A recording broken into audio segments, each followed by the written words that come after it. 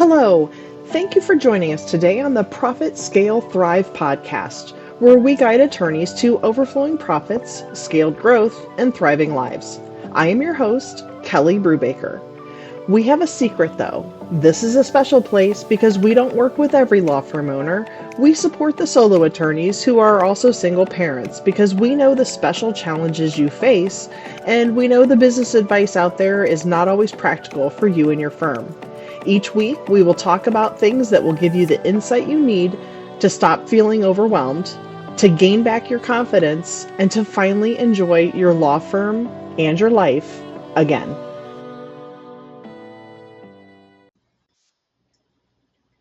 Welcome back. New episode, and I wanted to change things up a bit. We are now on episode 32, and up until now, it's always been me, and I've not had a guest. And there's no particular reason for it, just I think primarily because I've had a lot to say and didn't really reach out to schedule a guest because I didn't have a topic that I thought was something that I would be able to discuss with a guest. But I am so excited that we are going to have our first guest on the show today. Her name is Liz Szporn, and I know her through Profit First Professionals. So Liz is my guide. She has been now for, it's been over 3 years that we've known each other. And when I first interviewed to join Profit First Professionals, when I met with Ron Saharian, he's, between your personality and logistics of where you grew up, I'm going to pair you with Liz. And while she doesn't live there anymore, she grew up in Ohio. And then he references a town, and I'm like, oh, that's 30 minutes from where I grew up. All this time, we lived near each other, didn't know each other, and it took us meeting up through Profit First Professionals. But I love Liz. I feel that my relationship with her has really catapulted me through a lot in these last couple of years that her and I have been working together. So I invite you to continue listening as we talk in this episode about the value of having a business coach. Enjoy. Hi, Liz. How are you? I'm really well, Kelly. How are you? Oh, it's a little rainy here, which sucks, but Yep, it's getting over fall. it. 'Tis the It season. is. I They have know. to, Almost those all leaves the have to leaves are fall off the down. trees. That's how Right. it does it. The last I rains. know. I keep telling my kids next weekend I'm gonna go and mow it because I don't blow leaves. I mow over them, and Yes, I mulch them. And yes. next weekend I'm gonna mow, and it'll be the last time. And then there's still leaves on the trees. So Nope, not the last time. Just keep mulching. I love they it. just won't give up. Nope, Uh, nope. Thanks for joining me. I'm so excited that I was able to get you booked for today. So let's talk about the importance of having a business coach. So if Okay, you're up for it, I'm up for it. great. Love it. Awesome. So let's start off. What do you think the main challenges are that small business owners face right now? What do you see? Oh, man. I'm going to say the one that I hear the most is really around finances and really around how they can pay themselves more consistently or at all. So it tends to go back to the fact that business owners have great intentions. They leave a job, for example, or they start a new business and they're doing something scary and risky and amazing. And then they get in it and they find they're good at what they're doing. Let's say they're a baker and they have a bakery and they're like, I did it and people love my bakeries. They love my items. Someday I'm going to pay myself. Someday I'm going to pay myself. Right. So I see that. What do you see? Yeah, definitely along the same lines. And those that do have money that can pay themselves, they worry about then making that first hire. And it's, can I trust that person? Are they going to take care of my clients the same or better that I do? Can I afford to keep paying them? It's so it definitely revolves around the same. I definitely see the same struggles. So that's Yeah. interesting. Yeah. Yep. And So especially like with a team, like the team aspect, that is yeah, for so many people that almost seems impossible. Like, I can't even it pay myself. does. How can I pay somebody else? Exactly. That doesn't make sense. Yeah. And the scary part is that if you never get through that first hire, you'll never have a team to be able to delegate work to, and you'll never be able to grow. Like it's so scary, and I get it. I really do. And I've been there. Like and I've talked about it on my podcast before. I mean, I started off by myself, then I had a team, and the team imploded, imploded my whole business. and I swore I'd never do it again. But now I'm back to having a team because I got to a point where I was burned out. I was doing all the work myself. And so it was great that I could pay myself because I was doing it all, but I was doing it all. So Mm-hmm. it sucked. Exactly So, right. That's the so problem. yeah, Totally. getting back to adding a team, it's been such a huge relief off my shoulders to be able to delegate work out to people.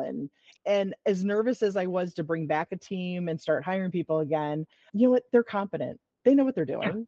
Yeah. So Yeah. it just becomes now more of a communication. Am I telling them, what I'm expecting out of them? And Right.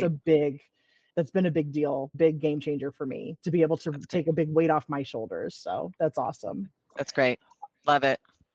So, what do you think working with a coach, how does that help small business owners overcome their challenges?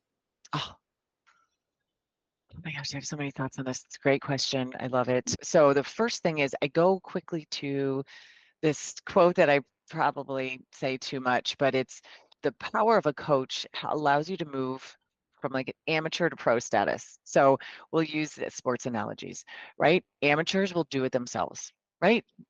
Professionals use coaches because there is power in getting out of our own way and having somebody see something different. Our perspective is very laser focused on what we're doing, how we're feeling, we're in here, right?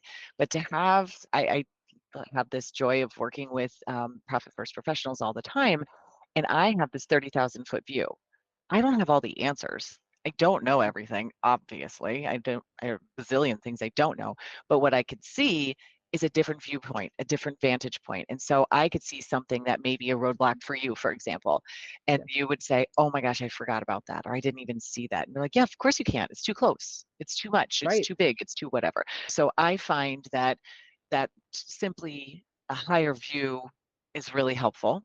But also, there's usually a structure, or our intention is to move you toward the goal that you said you wanted. So if you say, Liz, I want to pay myself $100,000 this year, I say, cool. We're going to keep that as our mile marker. And no matter what we're doing, we're not going to lose sight on that. We are not very accountable to ourselves in ways that actually can benefit us. So we right. constantly put up reasons like, I can't do that because I need to spend more money here. And we put ourselves last. And a coach can help you to put yourself higher up on the totem pole, because the only reason you got into this was to have freedom, to have money, to have whatever. And a coach can help you remember what your goal is when our behavior doesn't serve us. Yeah, absolutely. So this last week, I all of a sudden somebody had recommended to me Alex Hermosi's book, $100 million offers. I'm starting with Mm-hmm. offers.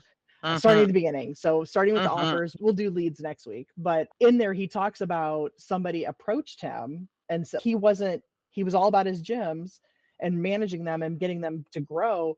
And then he had spoken at an event and two different people approached him and said, I'll pay you $50,000 for one day if you can come in and do all of this. And he said at the time, it was like this weird, because that's not what he was doing. He wasn't thinking about it. And then it occurred to him afterwards, yeah, because now you're going to leverage, like I've been through what you're through, what you want to go through. And now I can shortcut. Mm-hmm. So I can get you over the hurdles faster than if you do it by yourself. So Correct. that I kept replaying that over. I'm listening on Audible and reading the book, and Sure. I listened to that one a couple times because I'm like, yep, that's it. It's getting Yep. through those hurdles because I've been there, so I can I've get you been through there. I've faster. made those Yeah, mistakes. I've yeah, been in that pitfall. I've fallen there, you know it, and I figured out a shortcut. I figured out yeah. a way to not cut yourself. That's what I Exactly. did. Yeah. Exactly. So yes, So that definitely that's a has good line. resonated with me. So I'm Yeah. like, yep, that's very true. I love that. Yeah. So, what specific ways can a coach help a small business improve their strategy? Mm. Hmm. So most coaches or advisors will have a framework behind them. So they are using, we'll just use profit first concepts, for example. We know that these are really stable concepts and frameworks that can help us to achieve the goal that we want, which is to be able to pay ourselves more, to have an emergency fund, and anticipate success with taxes. So we have a framework which we know how to implement because we've done it ourselves, we've done it with other people, we have access to a lot of the resources. And so I find that the strategy, specifically, whether you're looking for a marketing person or a content strategy person or a profit advisor or a small business coach in general, they have frameworks to achieve whatever you want. So the strategy, again, big picture, high level insights, backed by a framework, backed by structure, backed by accountability to move you through the process. So I find that when people say, hey, I have this thing I want to do, we can reverse engineer it, which is what most coaches will do. They'll say, all right, let's start with this end in mind and work our way back to say, all right, what's the first thing we're going to do? So, Yeah.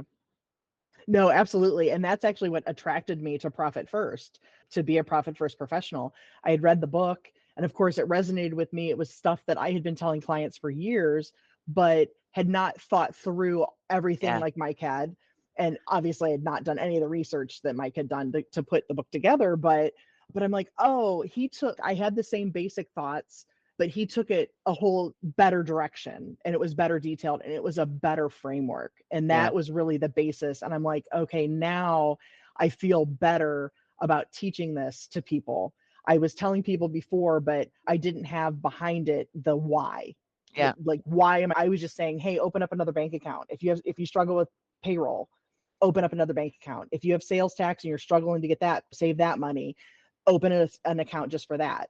But I didn't have the why behind it, and I didn't have the like authority, I guess, would be behind it. But yeah, it's having a awesome. framework was an amazing thing for me. That Yep, definitely opened my eyes and shifted me from the transactional, doing the compliance work, the bookkeeping and the taxes and the payroll, yep, to look more forward shifting and helping people, like actually teaching them, because I've never been right, a good teacher.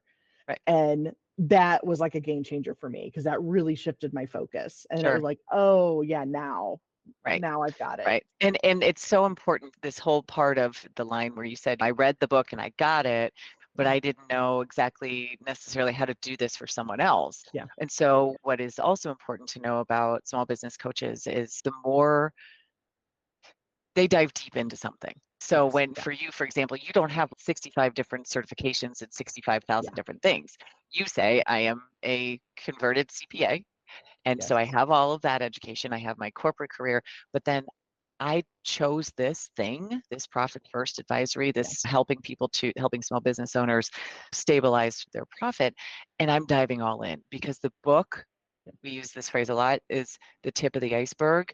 But what you have done by investing in yourself, investing in your professional development, and what all of our members do is they go deeper and they Yeah. look for all the friction points. They look for all the ways to change this from a fix it philosophy to a full on growth strategy process.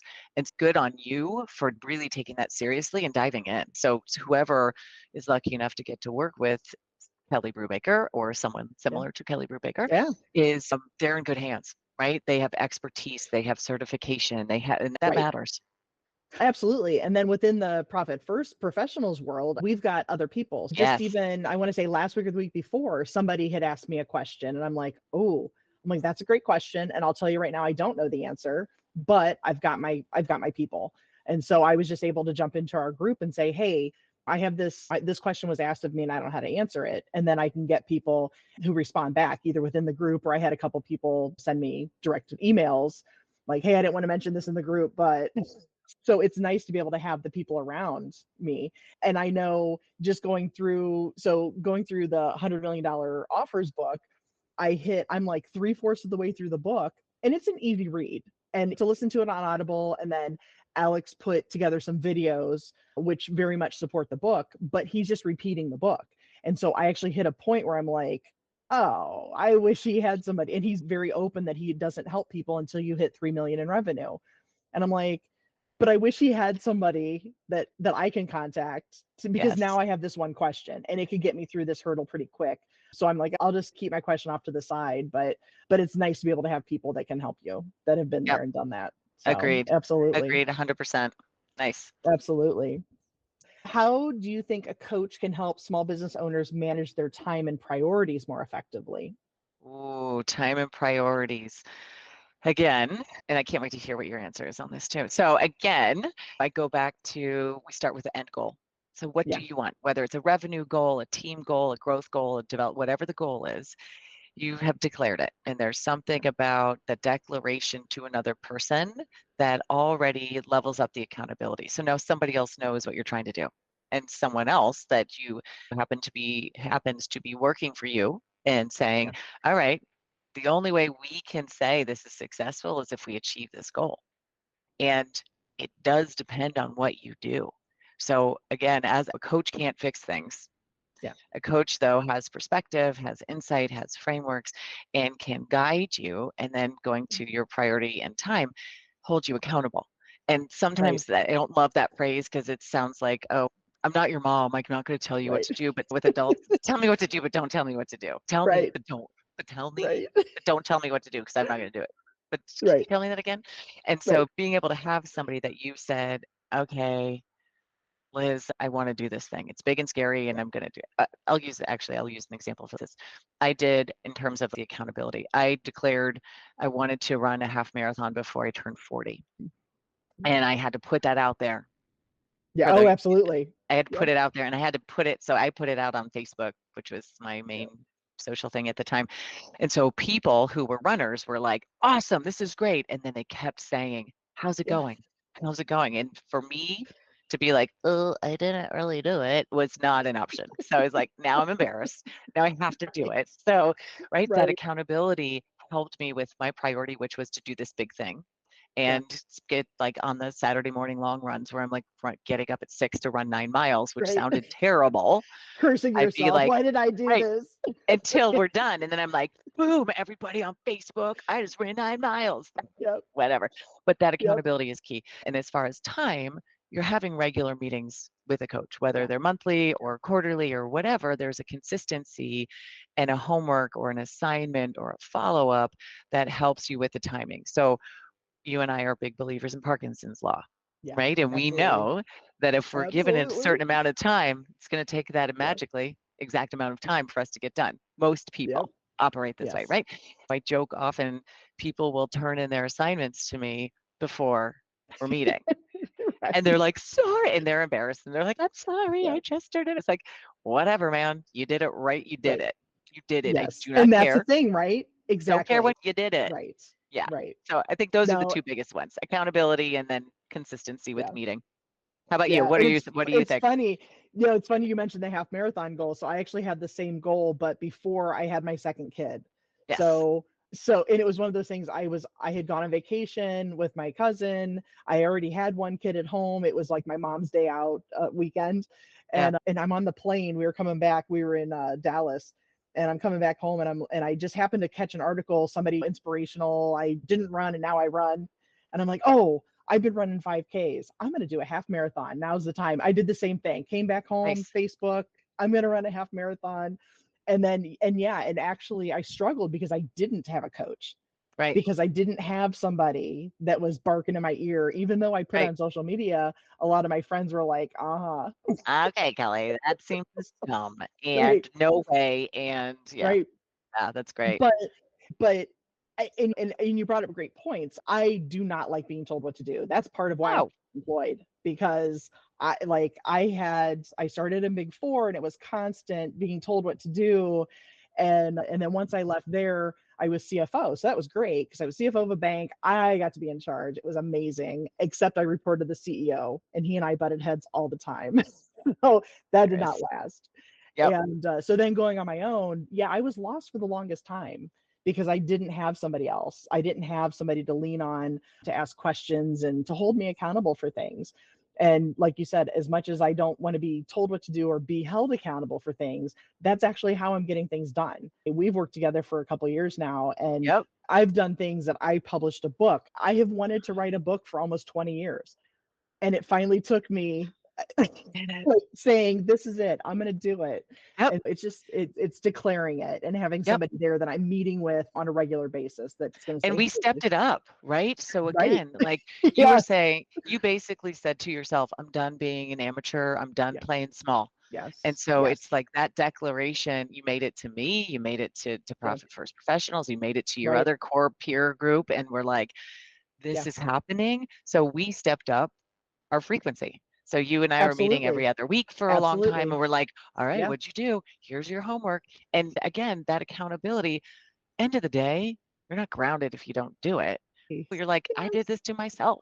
Stop Yeah. sabotaging. Liz is only trying to Yeah. help. Or when you with your clients, Absolutely. you're like, you Yeah. said you wanted this. If you do not want this, we'll stop. But are Exactly. you sure you don't want this? Exactly. This is a Yeah. big deal, right? Whatever. So, Exactly. Yeah, because that's the thing in life and running a business, there's no hard set ultimatums. There's nothing that says you have to hit this milestone or you have to do this. And yeah, so if you change your mind, you change your mind. That's one of yep, the first things I tell clients when we start with Profit First. I'll say, hey, can you fill out this questionnaire? Let's talk about some of your goals, just so I have an idea. And there's no wrong answers at all. And then once they finish it, the next time we meet, we'll talk about it, and I'm like, just so you know, this is going to change. Like in the time we're together, you're going to change your goals. And that's absolutely fine. yep, But let's just keep talking so that I know what I'm helping you with. So, totally. so I no, love it. absolutely. I love So, it. Awesome. so how about one last question? Okay. How does working with a coach keep small business owners accountable, which we just went through? Yeah, I think it's having another person, and it's like it finding the right person matters. So yeah, I'm going to lead with It that. Just does. like a therapist, Yeah. you're going to Yes. interview some, you're going to kiss some frogs, you're going to have some people that you don't jive with. So I think if you found your person who values wise is a good fit that you feel really comfortable with so that you're able to be there's a vulnerability and a respect that needs to exist in a coaching relationship, and it's because you're coming in and you're declaring yourself as not perfect, right? Which as grown-ups we don't like to do very often. No one likes to say Right. I don't know, no one likes to say Yeah. I didn't do well, la la la, all of those things. So being able to have somebody that you jive with, that you trust, that you can stand Yeah. financially vulnerable in front of in a way that says I'd cry uncle a little bit, like I Yeah. whatever I've done so far was good, but Yeah. it's not going to get me here. So having a relationship with a trusted advisor, someone that you respect, someone that Yeah. respects you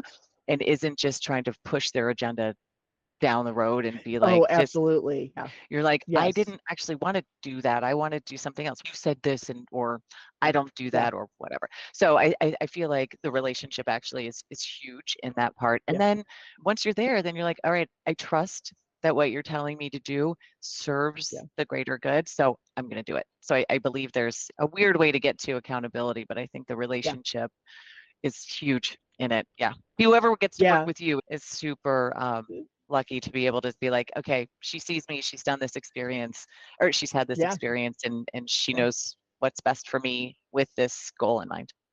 No, absolutely. And yeah, and I completely agree, which is part of why I love this format of podcast and making a video podcast as well. So you can either read the transcript, you can watch it, or you can listen to it because it gives me this ability to be able to put myself out there.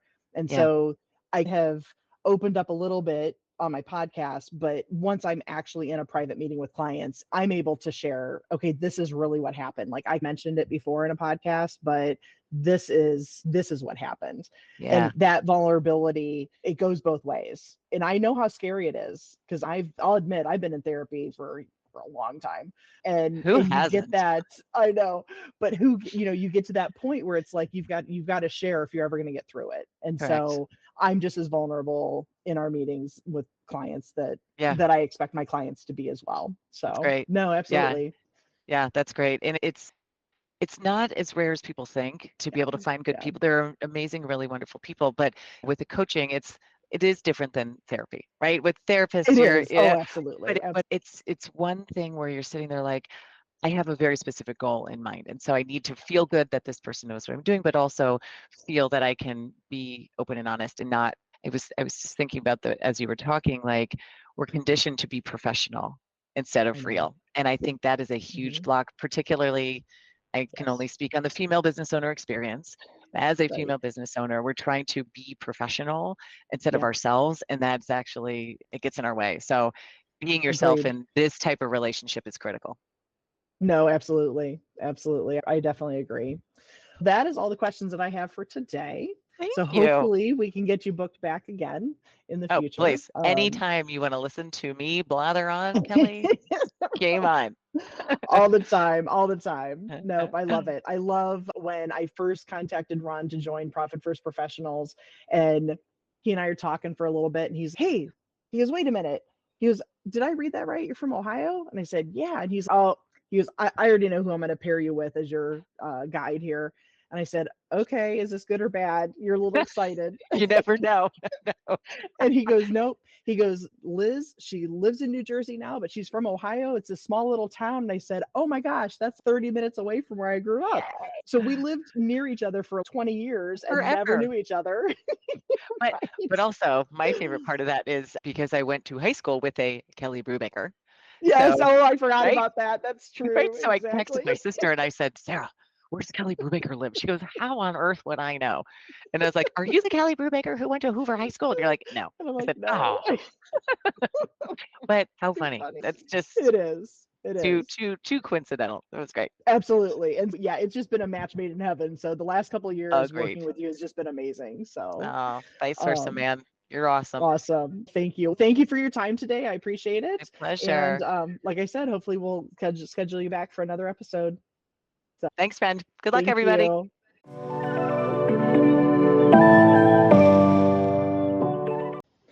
So now it's time for our listeners' question of the week. And this week's question comes from Carl. And Carl says, I think I need help, but I'm not even sure where to start. My bookkeeper just admitted to me that while she has been reconciling the IOLTA checking account to the bank statement every month that we've been working together, she has never reconciled the checking account to the trust liability. And I'm looking at the balance sheet right now and they don't match. Can you please help? What do I do? Carl, yes, definitely you need some help. I will say that this is probably one of the biggest things when a law firm hires a bookkeeper that should be inquired about. Do you have experience reconciling the IOLTA doing a three-way reconciliation? And if they don't understand that, they're probably not the best fit for you. Most accounts are considered to be a two-way reconciliation. So this is your normal, like your personal checking account, you reconcile to the bank statement. It's two-way. So you've got your check register that you keep, and then you have the bank statement, and you reconcile those two things. But with an IOLTA account and trust balances, that becomes a three-way reconciliation because you have to reconcile three pieces. First, you want to make sure that you reconcile the IOLTA checking account that you have in your, if you're in QuickBooks, that check register reconciles to the bank. That confirms that the information's correct in your general ledger. And it also confirms that the bank's correct. Banks can make mistakes. Shoot, I've had a bank, I wrote a check for $800 once, and the person, and this was years ago when they used to do more manual processing of checks. And this is also so old that when 10 keys had a double zero button instead of just a single zero, like normal zero. So when they cleared it, the person hit the double zero button instead of 800. And so it turned into clearing for $8 million. I wish that I could write a check for $8 million and it clear my bank, but that was an immediate phone call I got from the bank saying, hey, you're trying to write a check for $8 million. And I said, I think you're crazy. So luckily that was detected very quickly and resolved before it became an issue, but mistakes happen on both sides. So you could enter something incorrectly in QuickBooks or whatever your bookkeeping program is, but the bank can also clear transactions incorrectly as well. So that's why you do that reconciliation. So that's the first step on your trust accounts, is to make sure that your IOLTA checking account, the check register you have detail for, matches what the bank, those transactions match. Then the next piece, and this is the third part. So that first piece is the two-way reconciliation. Now, once you've established that your IOLTA checking account register is correct in your bookkeeping program, you then reconcile that balance to your trust liability account. And those should match. I'm not sure that I can think of a time when they don't actually match. They should always match. So you should be able to pull up your balance sheet, and you should be able to look at the top of your balance sheet where your assets are listed. Your bank accounts are usually first.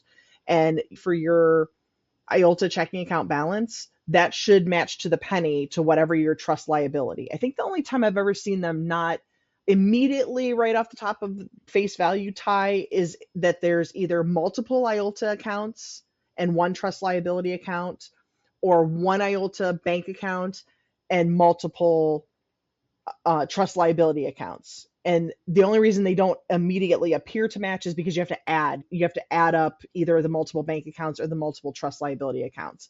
But once the math is done, the bank account does equal the trust liability in total. So if they don't match, there is definitely an issue. And I don't know the rule for every state bar, but the ones that I've looked up, that is an issue with the state bar. If your trust liability checking, or I'm sorry, if your trust liability account is out of balance with your checking account, that is an issue that is stop everything, get that fixed. I did do a podcast. It's one of my very first podcasts. It's episode number 3, where I talked through the process of going through how to figure out how to fix it. So definitely go through. Now, I will say that just because your person has not done the reconciliation, and I do believe that for most states that it's actually required that the reconciliation is performed on a monthly basis, on a timely monthly basis. But so that's an issue.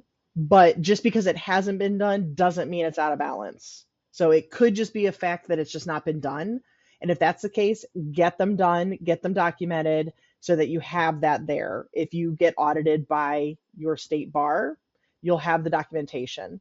But if it is out of balance, then definitely listen to my episode number 3, and I'll try to link it in the show notes below, that talks about the process, the steps to go through to get that fixed.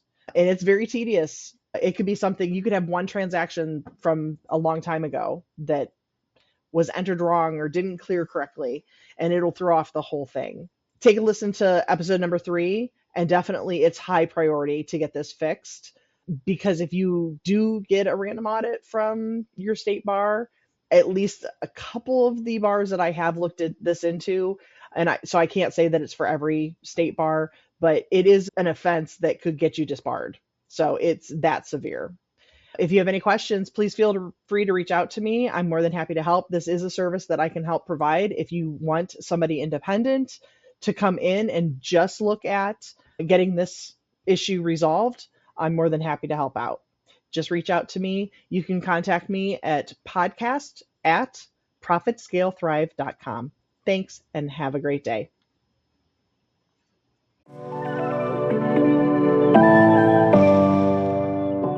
This week's quote is from Anonymous. Don't be afraid of going slowly. Be afraid of standing still.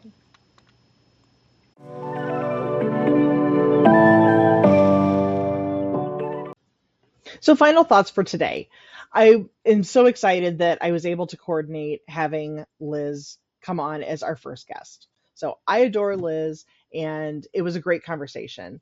Let me know what your favorite takeaways were from our conversation. Is there a different topic that you would like discussed with a guest, or is there a guest that you think would go great with this show? If so, you can either, if you're on YouTube, you can tag below or post in a comment, or you can send me an email to podcast@profitscalethrive.com. So be sure to follow and subscribe to get notifications for future episodes. Did you enjoy this episode? Please consider leaving a review. And before I go, remember, profit is something you intentionally plan for in the beginning. It is not a potential bonus at the end of the year. Thanks, and have a great day.